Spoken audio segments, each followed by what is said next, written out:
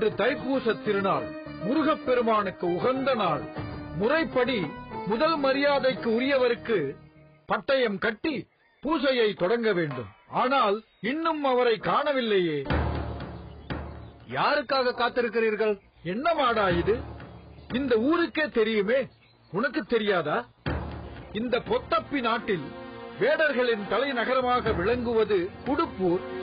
அங்குள்ள வேடர்களுக்கு தலைவராக விளங்குபவர் நாகன்.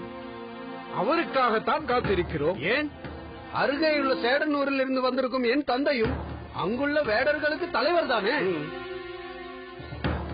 இந்த இடம் இரு கிராமங்களுக்கும் இடையில் இருப்பதுதானே. என் தந்தைக்கு பட்டயம் கட்டினால் என்ன? என்னப்பா சொல்லுகிறீர்கள்? என் அருமை மகனே, நீ சொன்னால் சரியாகத்தான் இருக்கும். இவர்கள் மட்டும் எனக்கு மரியாதை தருகிறேன் என்று சொன்னால் நான் என்ன ஏற்க மாட்டேன் என்றா சொல்கிறேன்?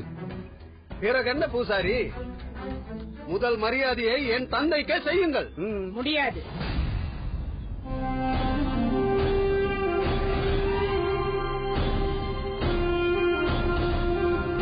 பாருங்கள், வணங்குகிறேன்.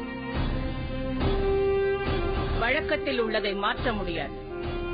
நீங்கள் சொல்லுவது நன்றாக இருக்கிறது தேவராட்டியாரே. வழக்கத்திற்காக அவர் வரும் வரை காத்திருக்க வேண்டுமா? ஆமாம், காத்திருக்கத்தான் வேண்டும். வேடர் குலத்தின் நன்மை ஒன்றையே தனது குறிக்கோளாக எண்ணி வாழ்ந்து கொண்டிருக்கும் நல்லவர்களுக்காக நாம் சிறிது நேரம் காத்திருப்பதில் தவறொன்றுமில்லையே. அப்படியானால் நாகர் மிகவும் நல்லவர், நாங்கள் என்ன தீயவர்களா? நல்லவர் தீயவர் என்பது உருவத்தை வைத்து சொல்லக்கூடியதல்ல, உள்ளத்தை வைத்து சொல்லக்கூடியது. அவர் உள்ளத்தில் உயர்ந்தவர் என்றால் அதற்காக மற்றவர்களை காக்க வைக்க மாட்டாரே. எல்லோரும் அவருக்காக காத்திருக்க வேண்டும் என்பதற்காகத்தானே இவ்வளவு நேரமாகியும் அவர் வராமல் இருக்கிறார். அப்படிப்பட்டவருக்காக நாங்கள் என்ன காத்திருக்க வேண்டுமா?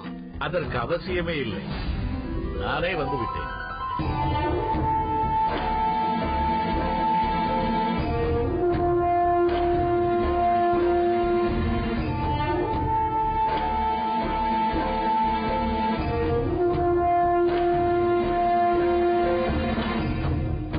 வாருங்கள் நகரே, தங்களுக்காகத்தான் அனைவரும் காத்திருக்கிறோம். பட்டயத்தை எடுங்க. சற்று பொறுங்கள். நான் வரும்போதே இங்கு நடந்த பேச்சுக்களை கேட்டுக்கொண்டுதான் வந்தேன். வேடர் குலத்தின் பெருமைதான் முக்கியமே தவிர நான் பெரியவனா நீ பெரியவனா என்ற பேச்சுக்கே இடமில்லை. நான் உடுப்பூர் வேடர்களின் தலைவனாக இருக்கலாம். அதற்காக இதை சார்ந்துள்ள வேடர்களும் வேட்டுவ குடியிருப்புகளும் எனக்கு தாழ்ந்தவர்களாக மாட்டார். அதனால் வேலன் என்று அந்த முருகனின் பெயரையே கொண்ட அவருக்கே இந்த பட்டயத்தை சூட்டுங்கள். பார்த்தீர்களா, இதுதான் நாகர். தனக்கு கிடைக்க வேண்டிய மரியாதையை கூட மற்றவர்களுக்காக விட்டுக் கொடுக்க நினைக்கிறாரே, இவர்தான் உண்மையான வேடர் குலத்தின் தலைவர். தலைவன் என்றால் தனக்கென எதையும் நினைக்காமல் மற்றவர்களுக்காகவே வாழ வேண்டும். அதற்கு உதாரணமாக திகழ்பவர்தான் நம் வேடர் குலத்தின் தலைவர் நாகர். வேடர் குல தலைவர் நாகர். வேடர் குல தலைவர் நாகர். வேடர் குல தலைவர் நாகர். நாகரே, உங்கள் பேச்சிற்கு மறுபேச்சு ஏது? தங்கள் விருப்பப்படி வேலருக்கே பட்டயத்தை சூட்டுவோம். இல்லை, அவர்தான் வேடர் குலத்தின் தலைவர், அவருக்கே பட்டயத்தை கட்டுங்கள். அவரே சொல்லிவிட்டாரே உங்களுக்கு கட்டும்படி. அவர் வார்த்தையை இங்குள்ளவர் எவரும் மீறமாட்டார். அவர் எனக்கு பட்டயம் கட்ட சொன்னதிலிருந்தே அவரது பெருந்தன்மை என்னவென்பதை நான் புரிந்து கொண்டேன். என் மகனின் பேச்சை கேட்டு இப்படிப்பட்ட ஒருவரின் பண்பை புரிந்து கொள்ளாமல் நான் தவறாக பேசிவிட்டேன். என்னை மன்னித்து விடுங்கள்.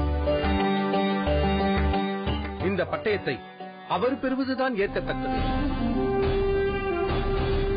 தயவு செய்து இந்த பட்டயத்தை அவருக்கே கட்டிவிடுங்கள். ஆம் நாகரே, இதை தாங்கள் ஏற்றுக்கொள்ளத்தான் வேண்டும். சரி சரி சரி, உங்கள் அனைவரின் விருப்பமும் அதுதான் என்றால் அது நான் ஏற்றுக்கொள்கிறேன்.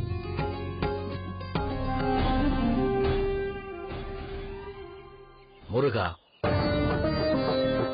வேலெடுத்து வீரத்திற்கு உதாரணமாக விளங்கும் தெய்வமே, எங்கள் வேடர்குல வள்ளியை நீர் மணந்ததால் தானே என்றென்றும் அழியாத பெருமை எங்களுக்கு கிடைத்திருக்கிறது. குன்றிருக்கும் இடமெல்லாம் குமரன் இருக்கும் இடம் என்று நீ நிலை பெற்றிருப்பதால் தானே உம்மை குறிஞ்சி நில தெய்வம் என்று போற்றுகிறார்கள். முருகா, எங்கள் வேண்டுகோளை ஏற்று ஒரு பிள்ளையை தந்து குலத்தை தழைக்கச் செய்த பெருமானே, உன்னுடைய அருள் எங்களுக்கு என்றும் வேண்டும். என்ன சொல்கிறீர்கள்? முருகன் அருளால் பிறந்த பிள்ளையா உங்கள் மகன்? ஆம் வேலனே, வெகு நாட்கள் குழந்தை பேர் இல்லாமல் நாங்கள் வேதனைப்பட்டோம். ஒரு சிவயோகி வந்து சட்டியில் இருந்தால் தானே அகப்பையில் வரும் என்ற பழமொழி உங்களுக்கு தெரியாதா என்றார். அந்த பழமொழியின் பொருள், சஷ்டியில் விரதம் இருந்தால்தான் அகப்பையாகிய கருப்பையில் குழந்தை தோன்றும் என்பதுதான். அதன்படி சஷ்டியில் விரதம் இருங்கள், நிச்சயம் குழந்தை பிறக்கும் என்று அவர் கூறினார். நாங்களும் அதன்படி விரதமிருந்து பெற்ற பிள்ளைதான் எங்கள் மகன் திண்ணன். திண்ணன் பேரே வித்தியாசமாக இருக்கிறதே. உண்மைதான். எங்கள் குடும்பங்களில் என்ன நிகழ்ச்சி நடந்தாலும் தேவராட்டி வந்து அதை நடத்தி வைப்பதுதான் வழக்கம். குழந்தையின் பெயர் சுட்டு விழாவிற்கு வந்த தேவராட்டியார் குழந்தையை தூக்கும் பொழுது அவன் அவர் கைக்கு கனமாக திண்ணென்று இருந்ததால் திண்ணன் என்று பெயர் வைத்து விட்டார். நாகனாரே, உங்களைப் போலவே உங்கள் மகன் திண்ணனும் வேடர்குலம் அனைத்திற்கும் தலைமை தாங்கி வழிநடத்த வேண்டும். அதற்குரிய முழு தகுதியையும் அவன் பெரும் வகையில் தான் அவனை நான் வளர்த்து வருகிறேன். ஆமாம், இப்பொழுது திண்ணன் எங்கே? எப்போதுமே ஆயுத பயிற்சியில் ஈடுபடுவது அவனுடைய வழக்கம். அவன் இப்போது காட்டின் எந்த பகுதிக்கு சென்று எதை குறிவைத்து அம்பு தொடுத்துக் கொண்டிருக்கிறானோ அது அந்த முருகனுக்குத்தான் தெரியும்.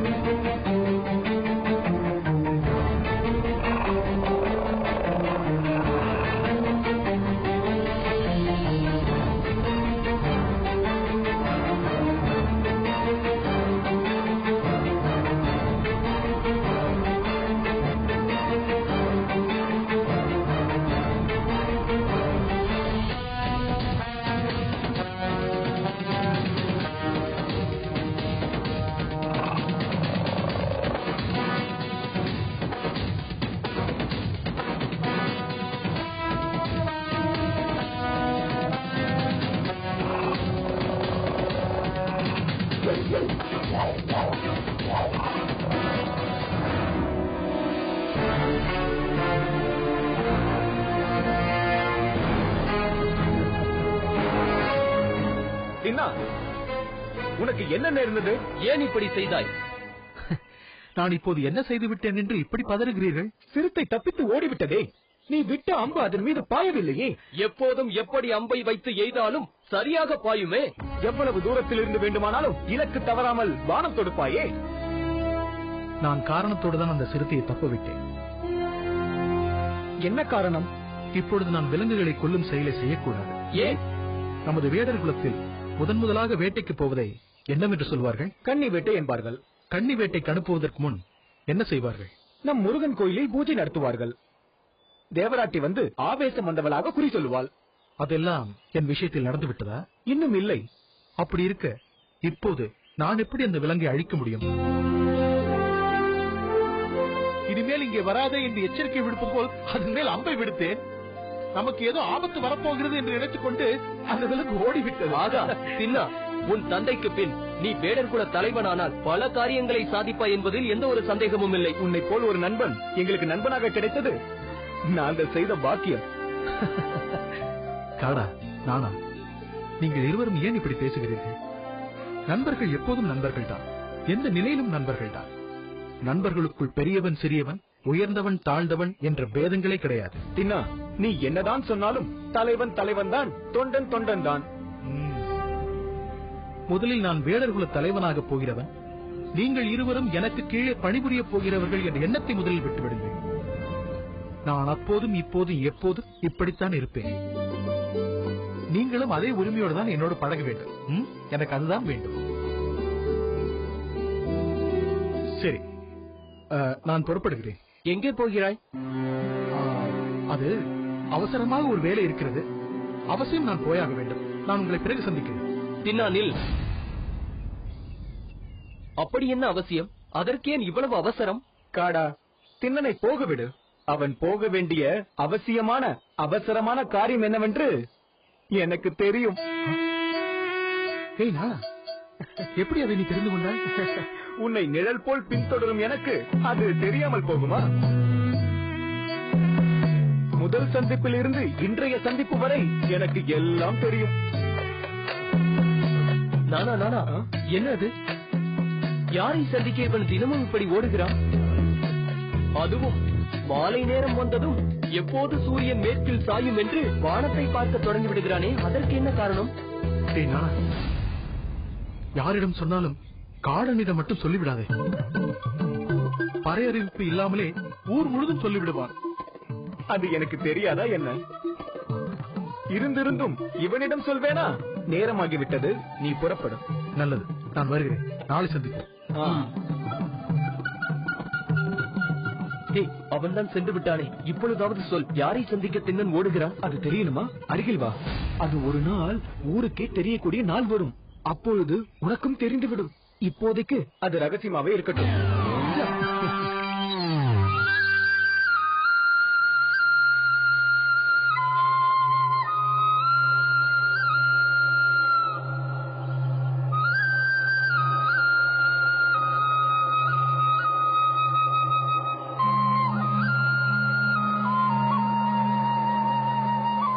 என்ன இது? இவள் இன்னும் வரவில்லையே.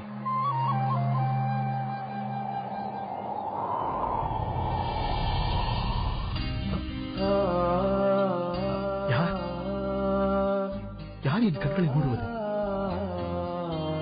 இந்த தின்னனின் கண்களுக்குரிய மகத்துவம் தெரியாமல் அதை மூடுகிறாயா? எனது கூர்மையான கண்களை மூடும் அளவிற்கு துணிச்சல் யாருக்கு வந்துவிட்டது? ஓ, குரலை கண்டுபிடித்து விட்டால் யார் என்று தெரிந்து கொள்வேன் என்று பதில் பேசாமல் இருக்கிறாயா? ஆனாலும் நீ யார் என்று எனக்கு தெரியுமே. வேண்டுமானால் அதை ஒரு கவிதையாக சொல்லட்டுமா?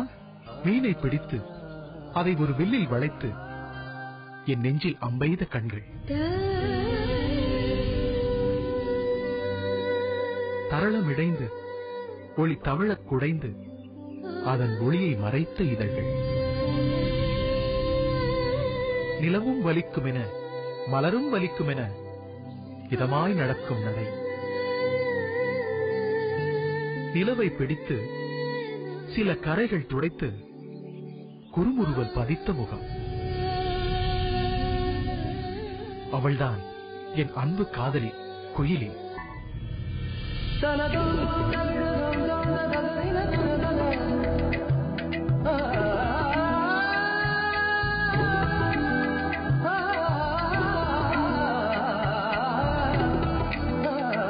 குயிலி, ஏன் இப்படி என்னை அதிசயமாக பார்க்கிறாய்? நீங்கள் வேடர் தானே? ஆமா. வில் எடுத்து அம்பு தொடுத்து பகையை வீழ்த்தும் வீரர் தானே? அதில் என்ன சந்தேகம்? ஆனால் இப்போது கவிதையெல்லாம் சொல்கிறீர்களே. எப்போது வில்லையும் அம்பையும் வைத்துவிட்டு ஏட்டையும் எழுத்தாணியையும் எடுத்துக்கொண்டீர்கள் என்று பார்க்கிறேன். என்ன கோயில் இப்படி கேட்கிறாய்?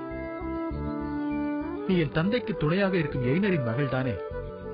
சிறுவயது முதல் எங்களை பார்ப்பவள் தானே? என் தந்தை நான் நமது குலத்திற்குரிய முறையில் ஆயுதங்களை ஏந்தி பயிற்சி பெற்றாலும் மற்ற குலத்தார் கிணையாக பழக கல்வியும் பெற்றிருக்க வேண்டும் என்று நமது இருப்பிடத்திலேயே அதற்கு வேண்டிய ஏற்பாடுகளை செய்து தமிழ் கற்றவர்களை வரவழைத்து எனக்கு கற்றுக் கொடுக்க ஏற்பாடு செய்தாரே. அப்பொழுது அதன் பொருள் தெரியாமல் கற்ற கவிதை இப்போது வரிக்கு வரி பொருள் புரிந்து அதற்கேற்ப வடிவமாகி என் முன்னால் நீ வந்து நிற்கிறாய். எனக்கு உங்கள் மனதில் எந்த அளவிற்கு இடம் தந்திருக்கிறீர்கள் என்பதை இப்போதுதான் புரிந்து கொண்டேன்.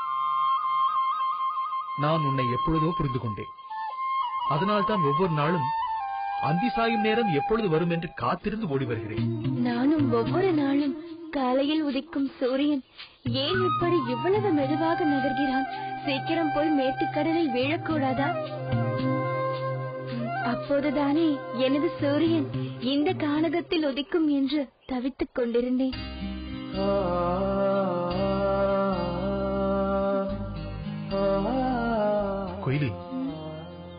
ஒவ்வொரு நாளும் இவ்வளவு தூரம் என்னை தேடிக்கொண்டு இந்த இடத்திற்கு தனியாக வருகிறாயே, அதற்கு என்ன? உனக்கு பயமாக இல்லையா? எதற்காக பயப்பட வேண்டும்? நான் எங்கு சென்றாலும் இரு கண்கள் என்னை பாதுகாப்பாக கண்காணித்துக் கொண்டே இருக்கிறதே. வேடர்களின் தலைவர் மகனே எனக்கு துணையாக இருக்கும் போது எனக்கு என்ன பயம்? உங்களை மீறி என்னை நெருங்க யாரால் முடியும்? என் மீது அவ்வளவு நம்பிக்கை உனக்கு? அதில் என்ன சந்தேகம்? இப்பொழுது இவ்வளவு தைரியமாக பேசும் நீ என்னை காதலிப்பதற்கு முன்பு நானே பலமுறை உன்னிடம் பேச முயன்ற போது அப்படி பயந்து கொண்டிருந்தாயே. நீங்கள் சொல்வதும் உண்மைதான். நான் சிறு வயது முதல் உங்களோடு பழகி இருந்தாலும் இளம் வயது பெண்ணாக வளர்ந்த பிறகு என் பெற்றோர் எனக்கு சில கட்டுப்பாடுகளை விதித்தார்கள். அதில் முக்கியமாக உங்களோடு பழகுவதை நிறுத்த வேண்டும் என்றார்கள். ஏன்? நீங்கள் தலைவரின் மகன், அவர் அடுத்த வேடர்குல தலைவராக போகிறவர். அதனால் இளம் வயது நினைப்பில் உரிமை எடுத்துக்கொண்டு நெருங்கி பழக கூடாது என்று சொல்லிவிட்டார்கள். அதனால்தான் என்னை காணும் போதெல்லாம் விலகி விலகி சென்று கொண்டிருந்தாயா? வேற என்ன செய்வது? இப்பொழுது மட்டும் எப்படி தைரியம் வந்தது? நீங்கள் என்னை எங்கே விட்டீர்கள்? நீங்கள் என்னை அடிக்கடி சந்தித்து என் உள்ளத்தில் இருந்த காதலை உயிர்த்தெழ செய்து விட்டீர்களே.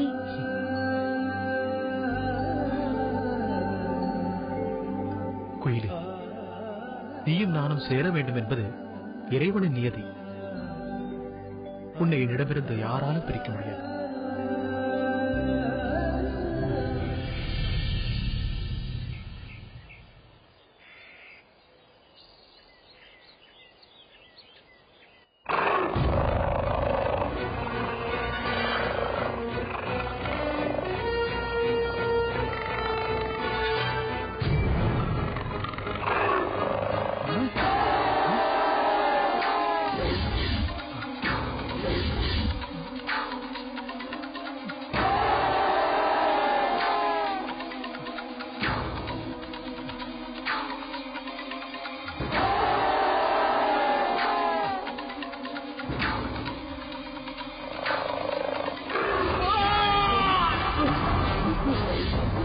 முத்தையா, முத்தையா எங்கே போனான்? என்னுடன் தானே வந்தான். முத்தையா, முத்தையா, முத்தையா, முத்தையா, எங்கு சென்றாய்?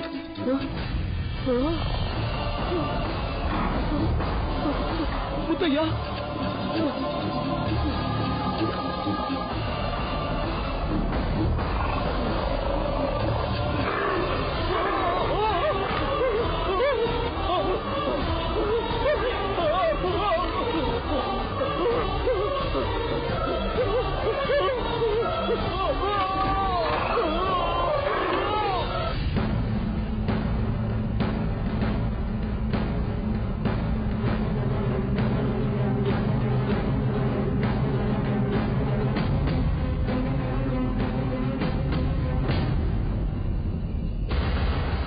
நாம் ஒரே பக்கமாக சென்று தேடாமல் நாலா பக்கமுமாக சென்று தேடுவோம். அப்போதுதான் அவர்கள் இந்த காட்டிற்குள் எங்கே இருக்கிறார்கள் என்பதை கண்டுபிடிக்க முடியும். நீங்கள் இருவரும் அந்த பக்கமாக செல்லுங்கள், நீங்கள் இருவரும் இந்த பக்கமாக செல்லுங்கள். வாருங்கள், நாம் நேராக செல்வோம். ஆகட்டும்.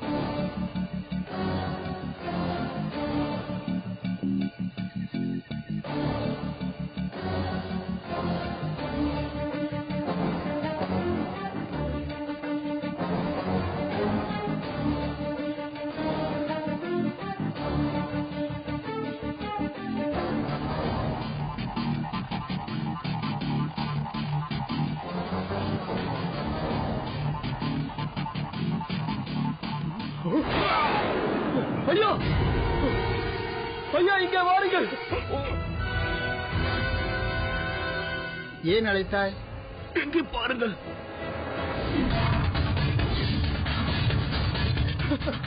இது என்ன கொடுமை!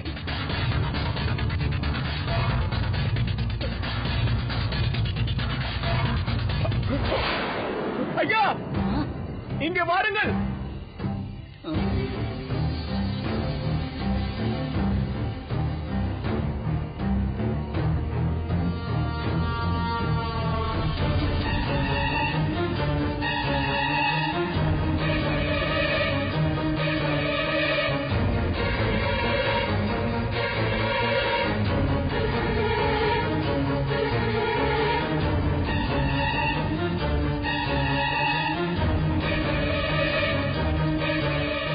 நான் அப்போதே சொன்னேன் அல்லவா, ஏதோ மிருகம்தான் இப்படியெல்லாம் செய்கிறதென்று. நான் சொன்னது உண்மை என்று இப்போது புரிகிறதல்லவா? நீ சொல்வது உண்மைதான். ஆனால் இவர்கள் இப்படி இறந்து கிடப்பதை பார்த்தால் சிங்கமோ புலியோ கரடியோ இவர்களை அடித்துக் கொன்றதாகவே தெரியவில்லையே. எப்படி அவ்வளவு உறுதியாக சொல்கிறீர்கள்? அவர்கள் உடலில் உள்ள காயங்களை வைத்துத்தான் சொல்லுகிறேன்.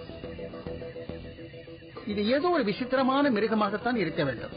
இப்படி பேசிக் கொண்டிருந்தால் என்ன ஆவது? அடுத்தது என்ன ஆக வேண்டும் என்று யோசிக்க வேண்டாமா? இன்னும் அதை பற்றி யோசித்துக் கொண்டிருந்தால் நம் கிராமத்தில் இருக்கும் அனைவரும் ஒவ்வொருவராக மடிய வேண்டியது அவ்வளவுதான். இதற்கு ஒரே தீர்வு, இந்த விஷயத்தை உடனடியாக அரசரிடம் சென்று தெரிவிக்க வேண்டும். வேண்டாம், அரசரிடம் சென்றால் இதற்கு தீர்வு கிடைக்காது. அவரிடம் சென்றால்தான் இதற்கு தீர்வு கிடைக்கும். யாரிடம்? நாகனிடம். நாகன் ஒருவரால் தான் இதற்கு தீர்வு காண முடியும். ஏனென்றால் அவர்தான் இந்த காட்டிற்கே அரசன். நாம் நம் பிரச்சனையை நாட்டரசரிடம் தெரிவிக்கலாம் என்றால், இல்லை இல்லை, இதை காட்டரசரிடம்தான் சொல்ல வேண்டும் என்கிறீர்களே. ஆமா, நாட்டில் ஒரு பிரச்சனை என்றால் நாட்டரசனிடம் சொல்லலாம்.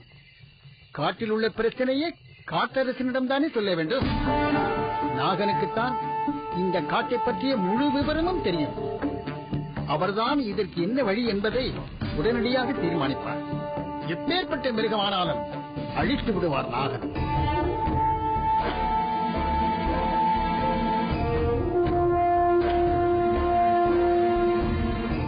விசித்திரமாக இருக்கிறது, ஆச்சரியமாகவும் இருக்கிறது. காட்டில் வாழும் மிருகங்கள் அனைத்தும் நமது கட்டுப்பாட்டில் இருந்தன. ஆனால் இப்பொழுது காட்டை தம் கட்டுப்பாட்டிற்கு கொண்டு வந்து விட்டன. இந்நிலை நீடிக்க கூடாது. நாகரே, இந்த நிலையில் நீங்கள் தான் அந்த விசித்திரமான மிருகத்திடமிருந்து எங்களை காப்பாற்றுவீர்கள் என்ற நம்பிக்கையோடு நாங்கள் வந்திருக்கிறோம்.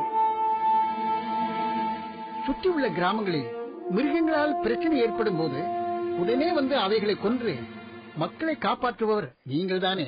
அதில் என்ன சந்தேகம்?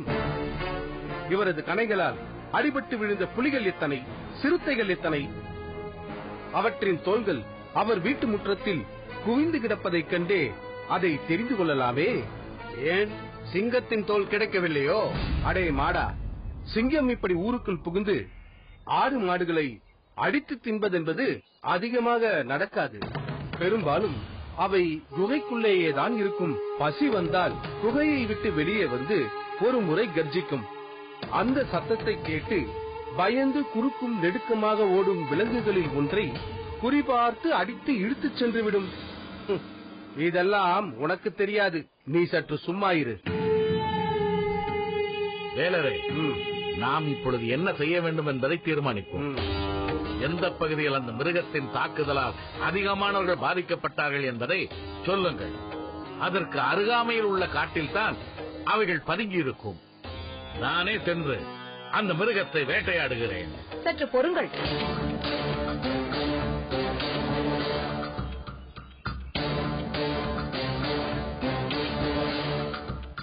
மாதத்தை ஏன் தடுத்தாய்? அந்த கொடிய மிருகத்தை பிடிப்பதற்கு தாங்களே போவது சரியாக வருமா? ஏன் அப்படி சொல்லுகிறீர்கள்?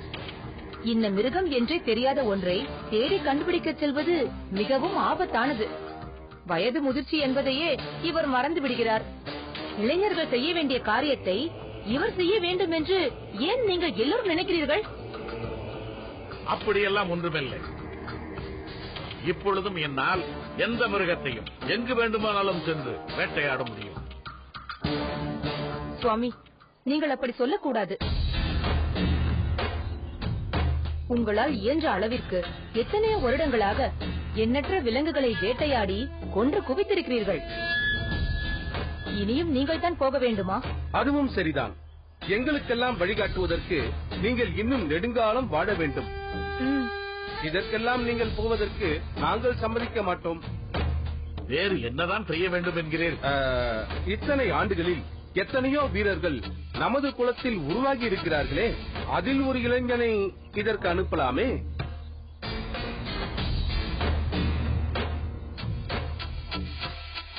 நீங்கள் சொல்வதும் சரிதான் வேலரே. பயிற்சியில் நிறைவு பெற்ற ஒரு இளைஞனையே நான் தேர்ந்தெடுத்து அனுப்பி வைக்கிறேன். பெரியவரே, நீங்கள் நம்பிக்கையோடு சென்று வாருங்கள். மிக்க மகிழ்ச்சி. நாங்கள் வருகிறோம். சரி. நாகனாரே, நீங்கள் சொல்லும் அந்த இளைஞன் கவலைப்படாதீர்கள். நிச்சயமாக அந்த மிருக வேட்டைக்கு செல்பவன் மிகவும் தகுதி பெற்றவனாகத்தான் அவன் இருப்பான். அவன் அந்த மிருகத்தை நிச்சயம் கொல்வான்.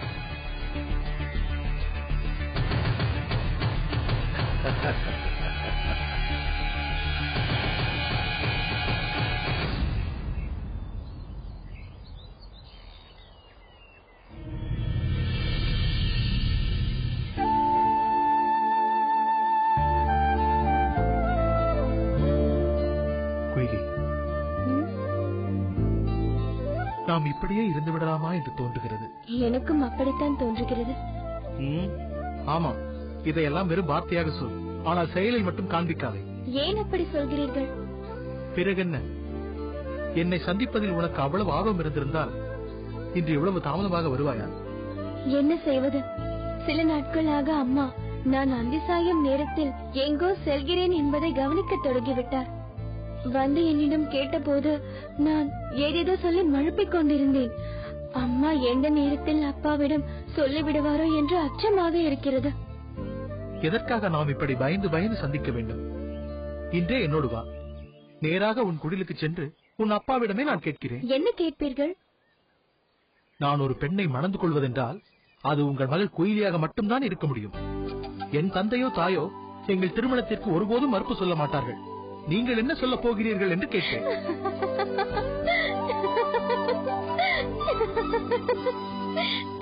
ஏன் சிரிக்கிறாய்? நீங்கள் அப்படி கேட்டால் என் தந்தை மிரண்டு போவார். என்ன சொல்வது, எப்படி பேசுவது என்று புரியாமல் தவிப்பார். அதெல்லாம் சரி, ஏற்றுக்கொள்வாரா மறுப்பாரா அதை சொல் முதலில். தலைவரின் மகனே வந்து கேட்கும் போது மறுக்க முடியுமா? மறுகணமே ஒப்புக்கொண்டு போய் வா மகளே என்று உங்களோடு என்னை வழி அனுப்பி வைப்பார். குயிலி, உன்னை கைப்பிடிக்க போகும் அந்த நாளை நினைக்கும் பொழுது என் மனதில் அளவு கடந்த ஆனந்தம் ஏற்படுகிறது. நான் நமக்கு பிறக்க போகும் பிள்ளைகளை பற்றி எல்லாம் கற்பனை செய்து விட்டேன். என்ன சொல்கிறாய்? ஆமாம், நமக்கு 2 குழந்தைகள். ஓ, அதுவும் இரட்டை குழந்தைகள். அப்படியா? ஒருவன் உங்கள் செல்லம், மற்றவன் என் செல்லம். நம் குழந்தைகள் விளையாட போகும் பொம்மை எது தெரியுமா? எது? புலிக்குட்டிகள். வெறும் புலிக்குட்டிகள் தானா? ஏன் சிங்கக்குட்டிகள் இல்லையா? ஒருவன் புலிக்குட்டியோடு விளையாடட்டும், மற்றவன் சிங்கக்குட்டியோடு விளையாடட்டும்.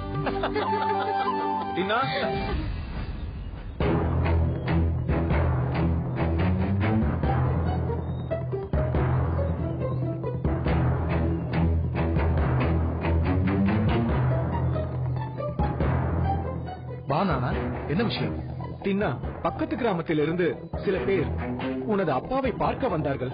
அதன் விஷயமாக உடனே உன்னிடம் பேச வேண்டும் என்று உன்னை கையோடு உன் அப்பா அழைத்து வர சொன்னார்.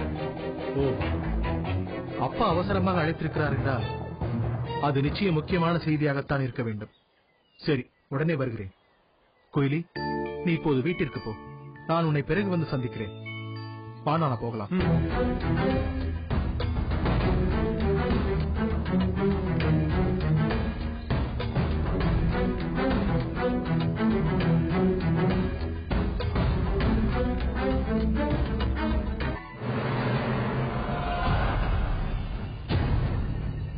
வணக்கம் தந்தையே. வா தின்னா, இங்கு நடந்த விஷயங்களை எல்லாம் நீ அறிவாயா? வரும் வழியிலே நானும் எல்லாவற்றையும் சொன்னானப்பா. நம் காட்டிற்குள் இப்படியெல்லாம் நடப்பதை கேட்பதற்கு ஆச்சரியமாக இருக்கிறது. கிராம மக்கள் சொன்ன அந்த மிருகத்தை வேட்டையாடுவதற்காக நானே போகலாம் என்று நினைத்தேன். ஆனால் எல்லாருமாக சேர்ந்து என்னை தடுத்து ஆயுத பயிற்சியில் தேர்வு பெற்ற வீரனான இளைஞனையே அனுப்ப வேண்டும் என்று தீர்மானித்து விட்டார்கள். அதுதான் சரியப்பா. உங்களிடம் பயிற்சி பெற்ற பல இளைஞர்கள் இங்கு இருக்கும் பொழுது தாங்கள் போக வேண்டிய அவசியம் என்ன இருக்கிறது? உங்கள் விரல் எவரை சுட்டி காட்டுகிறதோ அவர்கள் அடுத்த கடமை இங்கிருந்து புறப்படுவார்கள். அப்படி சொல்ல தின்னா, நம் இளைஞர்களை வரிசைப்படுத்துங்கள்.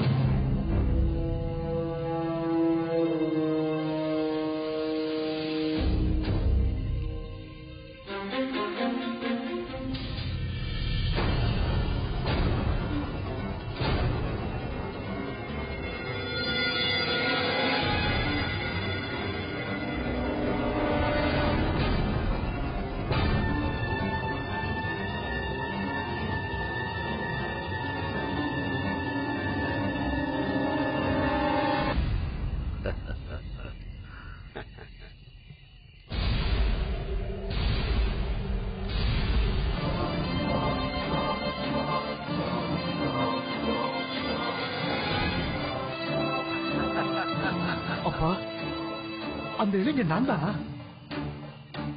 அந்த வாய்ப்பு எனக்கு தான் தரப்படுகிறதா? உன்னை தவிர இதற்கு பொருத்தமானவர் வேறு யாரு இருக்கும்? அப்பா, பல நாட்களாக நான் எதிர்பார்த்துக் கொண்டிருந்த வாய்ப்பை எனக்கு தந்துவிட்டீர்கள்.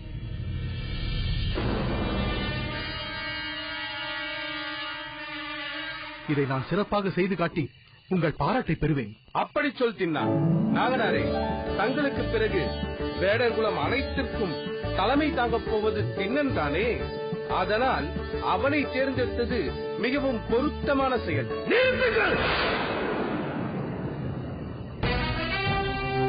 இது ஒருபட்ச தீர்மானமாக இருக்கிறது. திண்ணன் உங்கள் மகன் என்ற ஒரே காரணத்தால் இந்த வாய்ப்பை தருகிறீர்களே தவிர இவனுடைய திறமைக்காக என்று நான் ஒருபோதும் ஒப்புக்கொள்ள மாட்டேன். மாடா, கொஞ்சம் பேசாமல் இரு. நான் ஏன் பேசாமல் இருக்க வேண்டும்? ஏதோ அன்று கோவிலில் அவர் தன் முதல் மரியாதையை உங்களுக்கு விட்டுக் கொடுத்தார் என்பதற்காக இன்று நீங்கள் அவருக்கு சார்பாக பேசுகிறீர்கள். ஆனால் எனக்கு அந்த அவசியம் இல்லை. மாடா, என் மகனின் திறமையை நிரூபிக்க வேண்டும் என்றால் என்ன செய்ய வேண்டும்?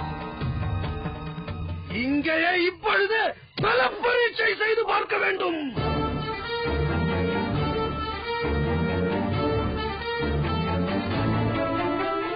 திண்ணன் என்னை வென்றுவிட்டால் திண்ணனை வேட்டைக்கு போகட்டும்.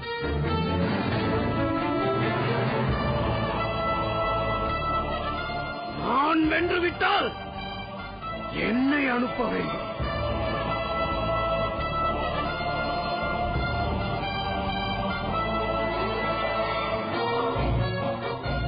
சம்மதமா? என்ன? சம்மதம்.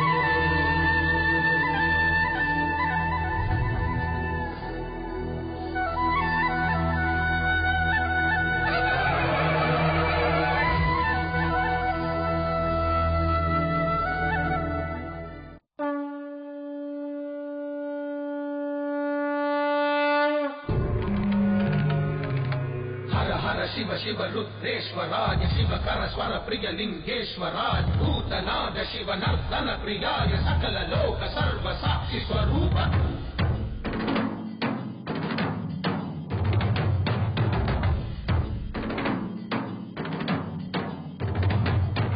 திங்கள் சூடிய நாதனே கங்கை நாடிய வேதனே அங்கை கூடிய பாதனே ஆக்கும் போதிலவன் பிரம்மனே காக்கும் போதிலவன் விஷ்ணுவே நீக்கும் போதிலவன் ருத்ரனே ஈசா அகிலமே ஆடும் வண்ணம் சபைகளில் ஆடும் பாதம் சுடலையில் ஆடல் செய்தது ஏனோ அமுதமே வேண்டும் என்று கடலையே கடைந்த போதில் அதில் வரும் நஞ்சையே பிராயேனோ சதுர்வேதம் பாடவே கவியாவும் போற்றவே எமை காக்க வந்த நீ புவியாவும் காப்பாய் நீ ஜெய ஜெய சங்கர ஹர ஹர சங்கர ஜெய ஜெய சங்கர ஹர ஹர சங்கர ஜெய ஜெய சங்கர ஹர ஹர சங்கர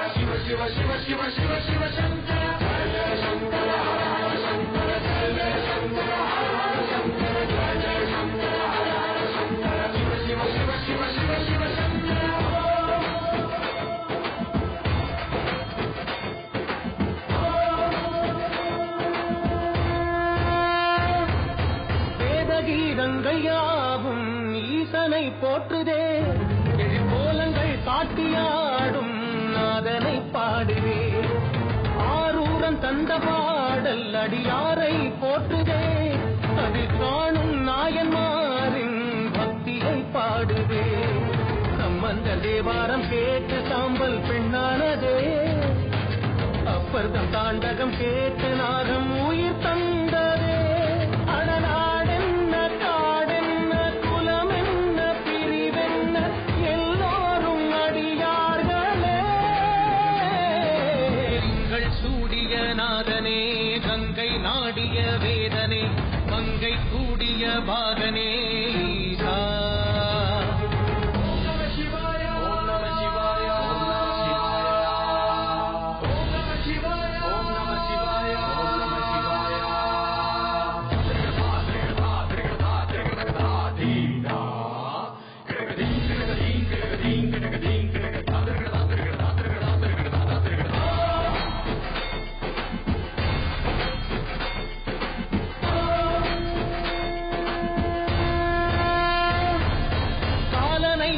பாதம் வீதியில் சென்றதே காலமும் கடந்த தெய்வம் தூதனாய் நின்றதே அடியவர் உணவுக்காக பொதிசோறு சுமந்ததே அனைவரும் போற்றும் வண்ணம் அற்புதம் புரிந்ததே வேடந்த கண் தந்ததாலே புகழ்மேவினார் நந்தன் சந்தேகத்தை தந்தே சிவமாகினார்